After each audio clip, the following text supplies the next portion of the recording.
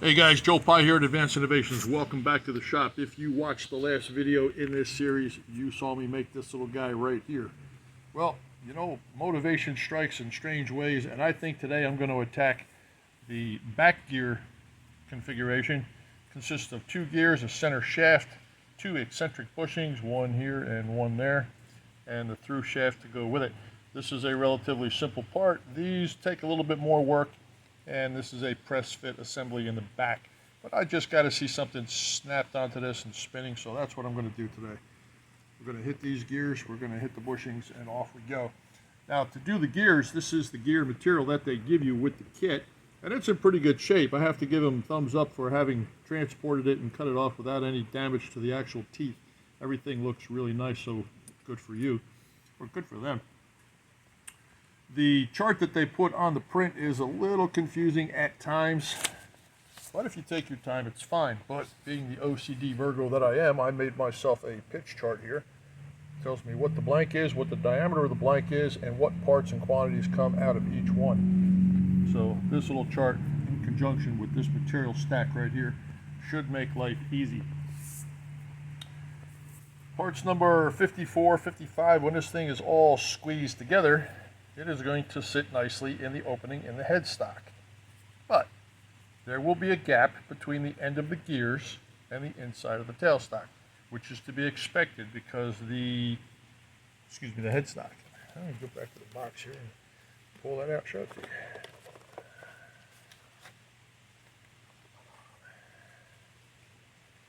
And if you recall, that was relieved on the inside, so the gears can't go flush.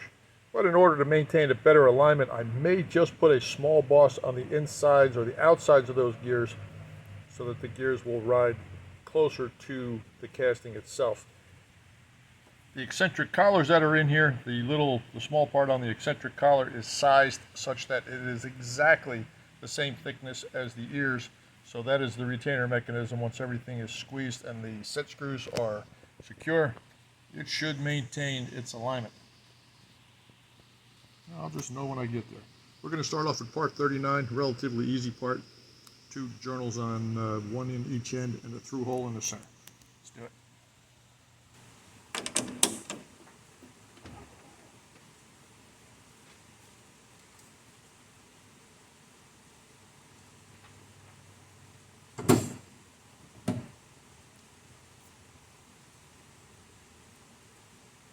First step in the process is to just take a slug off of this piece of 1/4-inch diameter brass. That is about 6 millimeters in diameter. And by putting your scale up against the inside of the parting tool, or the outside, whatever you want to look at, as you move the carriage, you just watch the scale for how long a piece you want to cut off. Makes it really quick and easy. I'm looking for 1" 438, so I'm going to cut it to about 1" 500 and give myself some face surface here.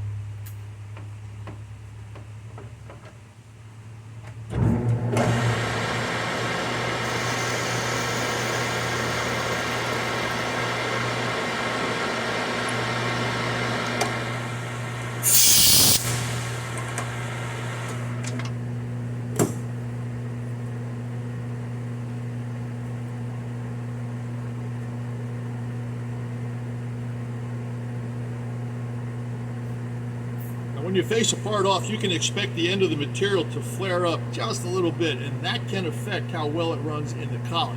So bury the part in the collet beyond that swell, or file it off. I mean, it's your call, right?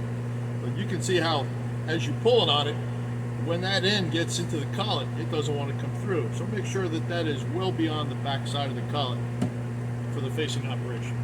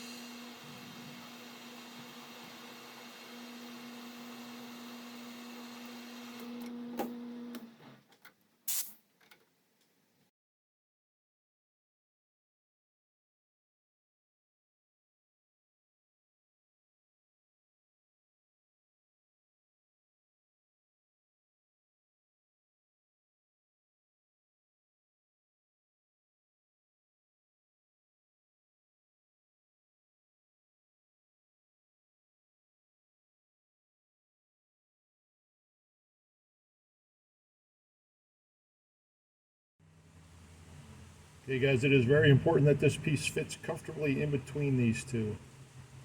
This will be a rotating component, so make sure you have a little bit of working room in there.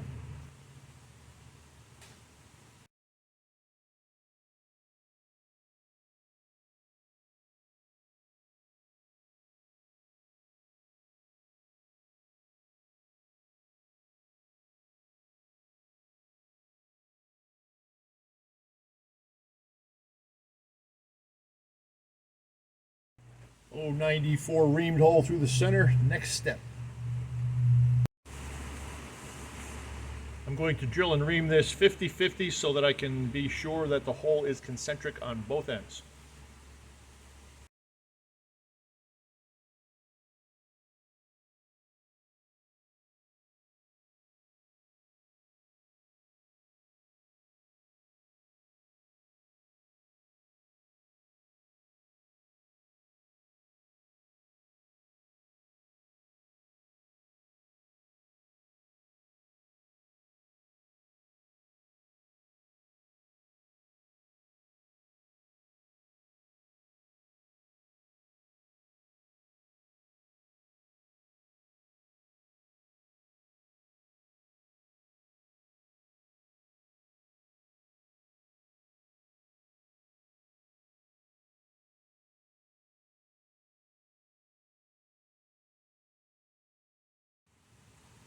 First side was reamed halfway through. Second side was reamed all the way through, using the ream as a guide from the first side.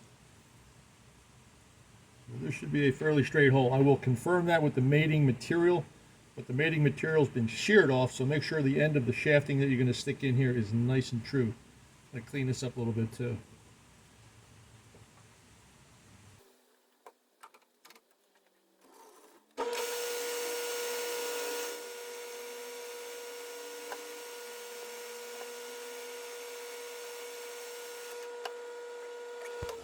Very next piece in line is relatively simple, but it's conditional. Make sure that the stock that you start with floats easily through the back gear sleeve that you just made. This is a revolving component. This will spin on this shaft, so make sure it does. If it doesn't, polish one, open up the other one, whatever you got to do to make it slip like that, do it.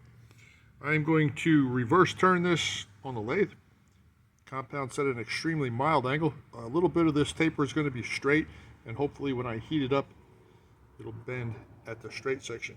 1/16 root diameter, and I'm going to do it with a radius tip tool because I do not want it to crack when I bend it. Let's do it. Okay, we're going to go handheld for this explanation just to make sure you understand how I'm going to do this. My tool is right tangent with the tip of this material right now, and my digital readout is set on 0. Doesn't matter if it's a digital or a travel dial or a drop indicator, whatever. Set on 0. My compound dial is also set on 0, and I know that when everything is flush, that is my 0 position. Get the tool off the part. Going to move into the 500 required on the print. At this point, I can plunge this tool in until I'm at an 0.60 root diameter. And I will just simply use the dial on the compound to crank it out that way.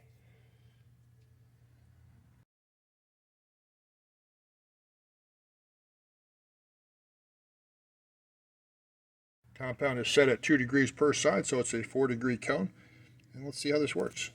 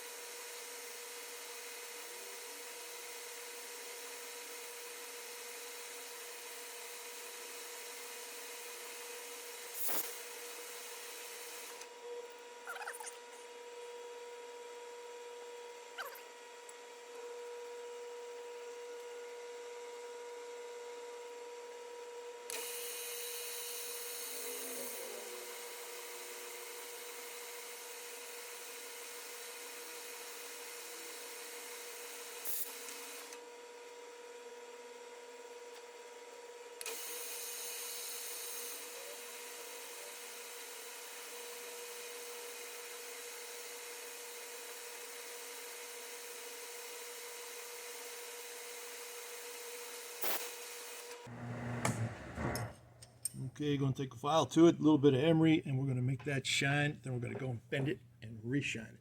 Stay tuned. The handle is currently held in a brass bushing in the vice jaws, and it's extended about a 1/16 of an inch, about 1.5 millimeters. I do have another piece of brass I'm going to stick over the front of this. It will bottom out. The correct depth will allow me to bend this visually to the angle I need. Well, with any kind of luck, it's going to work. Only one way to find out. Let's do it.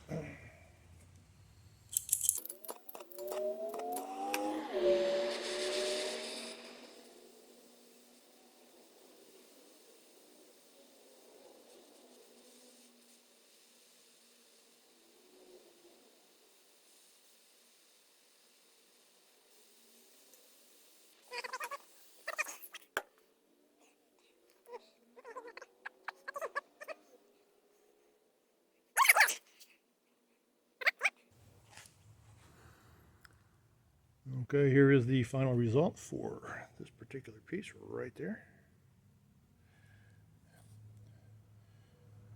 And the setup that you saw me do this in that vise, you can see right there, there's a tiny little fracture on the back of this. And as much as that breaks my heart, I am not going to make this piece over because that fracture is incredibly superficial and doesn't compromise the strength. The range of motion on this is only ever going to be maybe 45 degrees, and it's not going to see any load, and the fracture will be down at installation. So I'm going to leave it right where it is and call it a day. If you're going to do that, if you're going to replicate that setup, extend this a little bit farther out and heat the whole area cherry red. I was more worried about distorting the shaft so it didn't fit in this guy over here, and I kept it choked close to the bushing. Well, the bushing in the vise obviously acted as a heat sink because the larger diameter failed to get as colorful as the smaller diameter, and I'm sure that's the fatigue that caused the crack. But let's just make sure it still fits. Everything is nice and smooth. It's still nice and straight. Let's move on to the gears. Next piece in line is gear number 11, and that's the only name that they give it. This is the larger of the two gears on the back gear shaft, and it is being cut from pre-splined material, which is good. And as luck would have it, the OD of this gear is a nominal American size 875 7/8. So that's a plus in my favor. Doesn't have to be done in a board collet or a special collar done in a 3-jaw or 4-jaw for that matter. All right, all I need to do is punch this out to 188 in the center so it press fits on the other shaft, and part it off at 125, about 3 millimeters. Let's do it.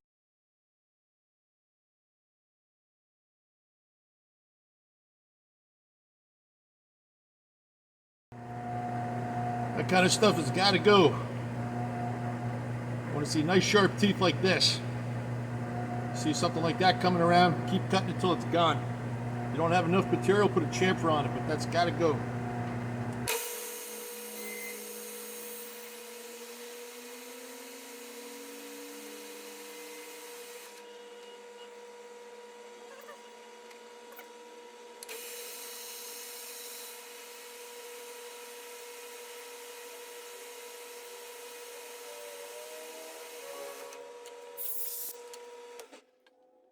Now, just for sake of looks, this gear is going to be 125, and the hub that it's pushing onto, the boss that it's pushing onto is 219. So there's a, well, what is it? That's 30 thousandths sticking out of the end. I may just put a 30 thousandths elevated boss on that so that it's flush with the end of this, maybe a little sub flush. I just think it'll look better. Plus, this is the hole in the headstock casting. That's the hole size, just a little bit different, so I'd hate to see this try to migrate through. I'd rather it ride on the gear. On second thought, I'm not going to do that. Let's just drill it, ream it, call it a day, part it off.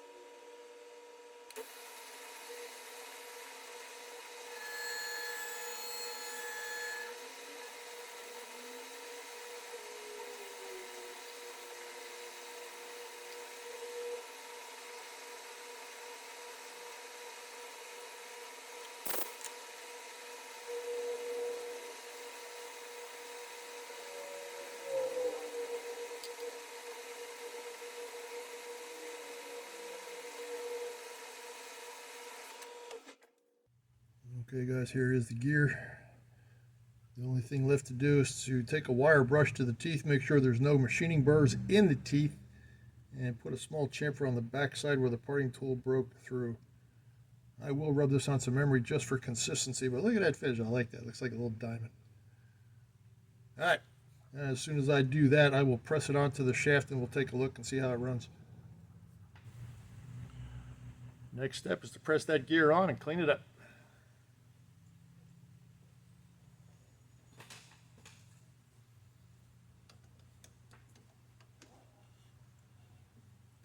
According to the part, according to the prints, this is a 1/1000 press fit. And you can expect the existing bore to close up, so be on the lookout for that.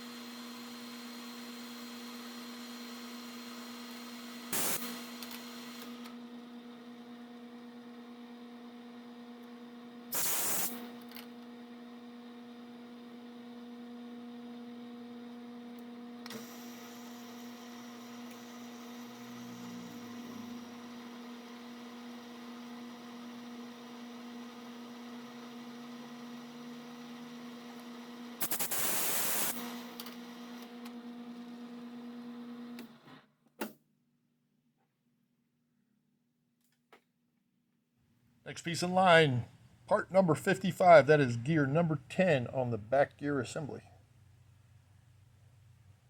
I'll do it exactly the same way that I did the large one.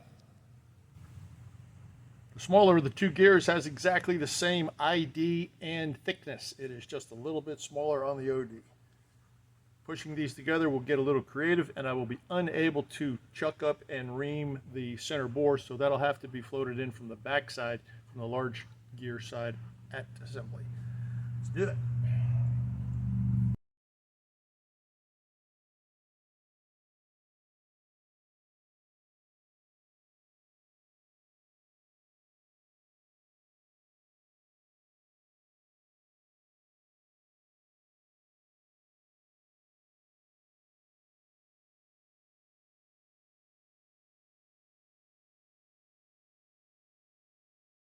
For anyone that has never seen me do that, by dragging a razor blade across the front of the part, you listen for the tick against the edge of the parting tool. Move the carriage in until that tick goes away, and you know that the inside edge of your parting tool is in line with the face of the part.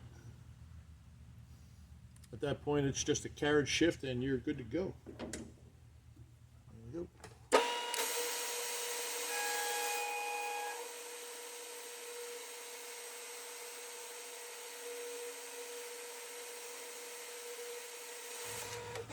All right, let's set up for the press fit of the small gear.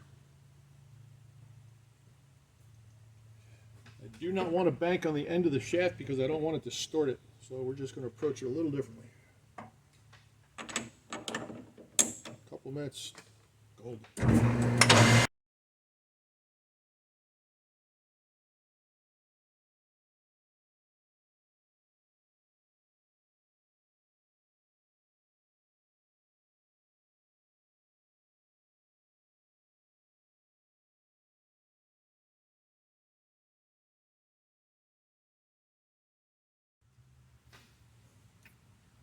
There we go. I can wholeheartedly expect that the bore on the small gear end is closed up. I will bring the reamer through from the back side by hand and open up whatever discrepancy there is there.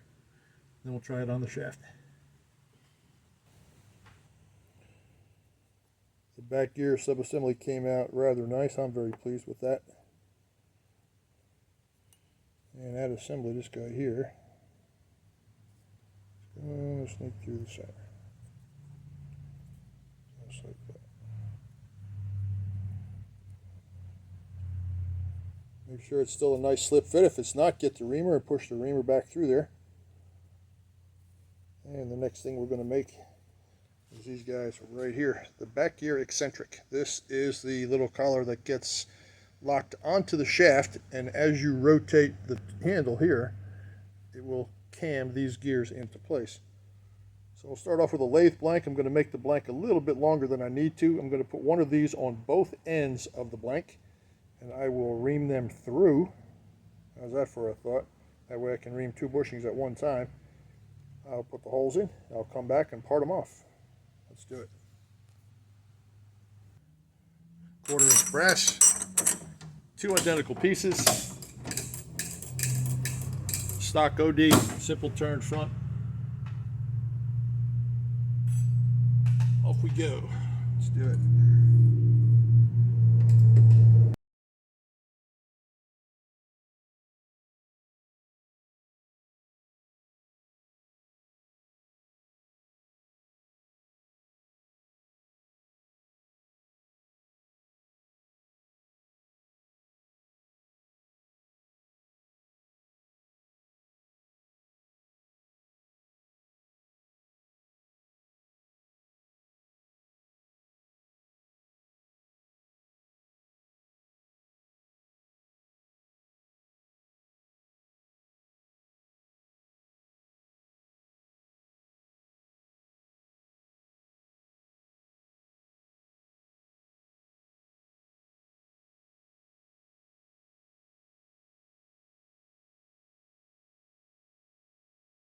These little bushings need to fit comfortably in either end of this casting.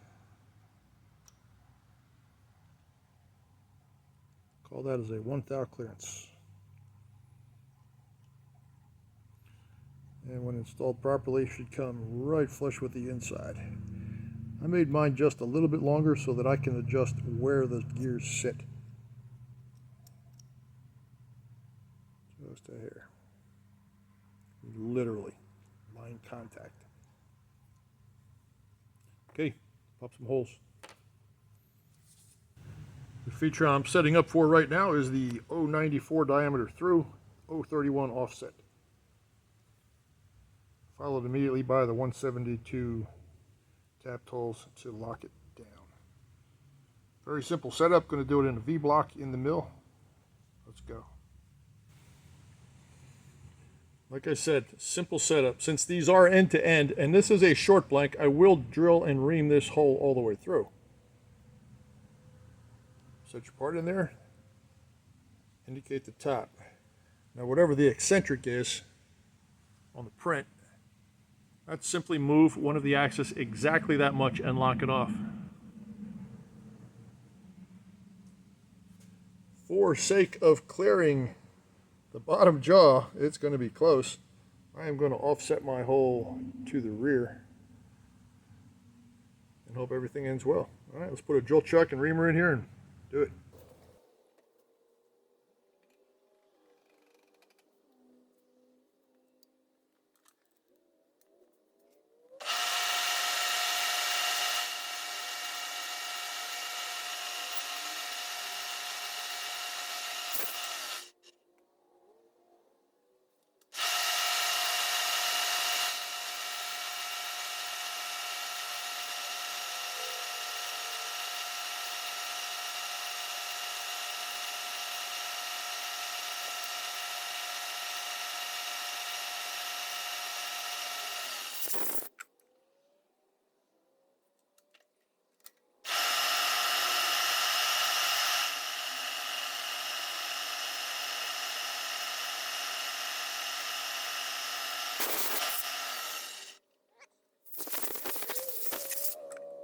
Now, if this was a longer blank hanging out of there longer and you wanted to take more time, putting these tapped holes in would be easy because the part is already oriented. but it's going to be a little difficult for the second hole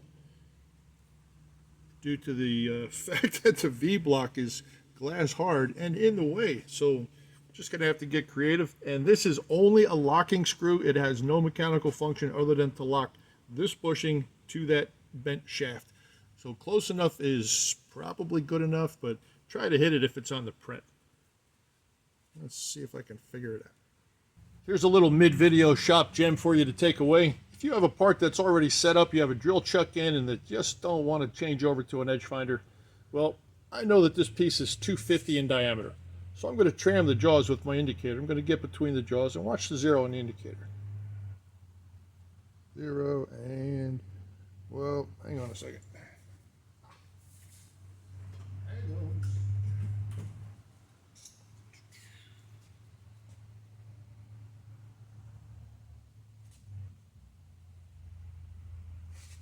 See if I can get that for you.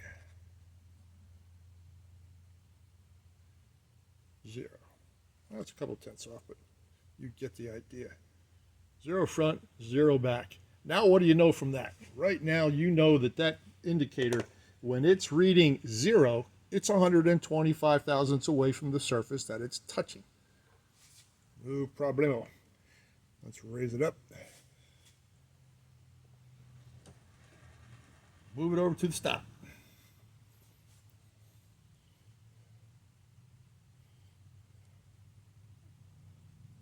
Find the high spot. Move to 0. Right now, 0 out your digital on the X.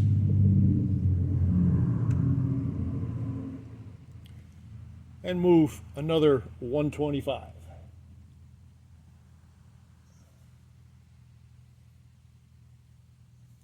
Zero it out again. All right. You just picked up 3 surfaces. I can't prove it right now because I shifted off the interior surface. But if you can swing it, and you can see that it probably extends over the outside as much as it does the inside, well, it's proof of concept right there. Naturally, that 125 offset will change based on the size of the stock you have in there. But for a quickie reference setup, that's an outstanding way to do it. Tram it, 0 the indicator, don't move anything on the dial. Bump your stop until you have the same reading. Move in the radius of the part. All right. As far as locating this hole is concerned, the eccentric, I'm going to do this exactly the same way that I did my steam engine eccentric. Let's see if we can do this without making anybody throw up, complain. Probably.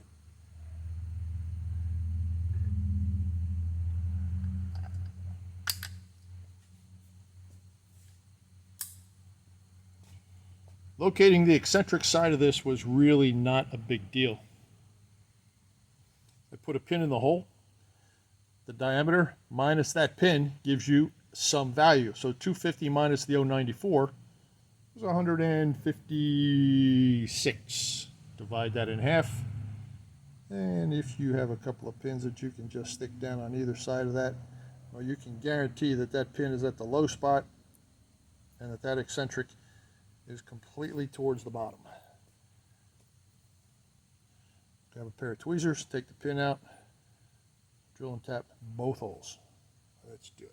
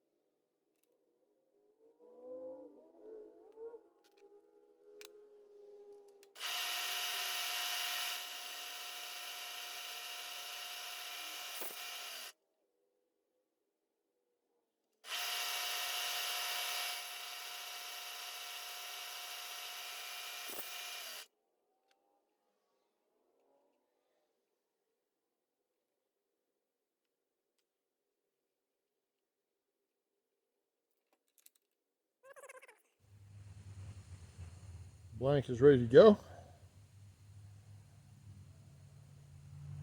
I'll take it back over to the lathe, part it off at the 110 on the print, and I have 2 eccentric bushings to control the back gear setup.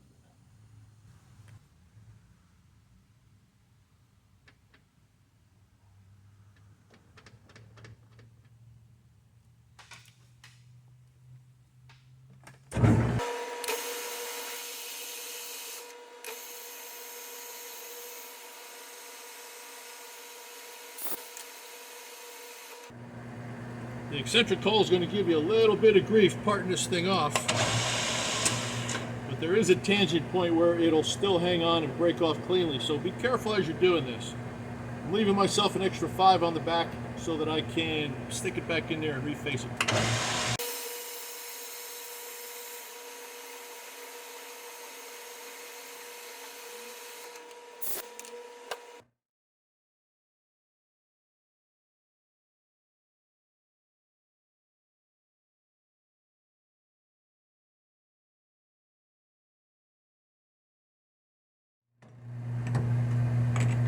And this one, instead of parting it, I'll just turn it.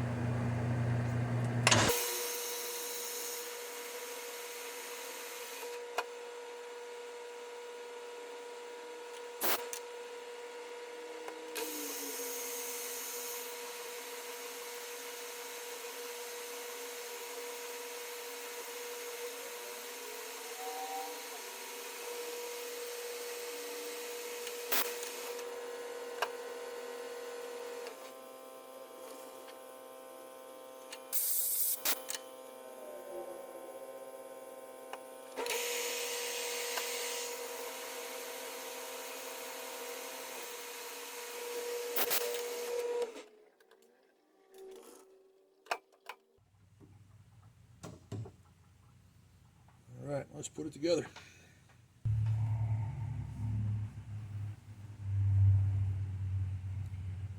Two features missing from this particular casting are a locking screw right here and the other detent assembly screw to be located from the previous component.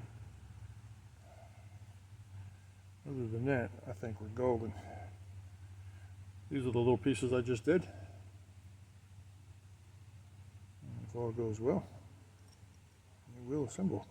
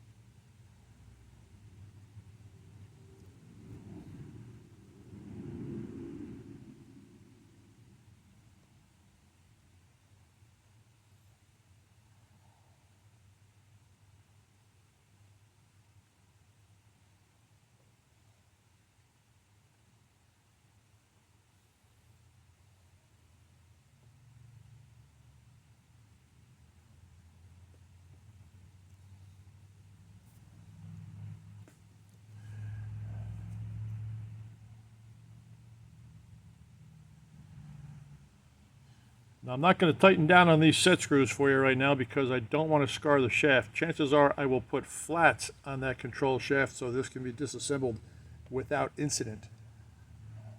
But I think you can see exactly what's going on here.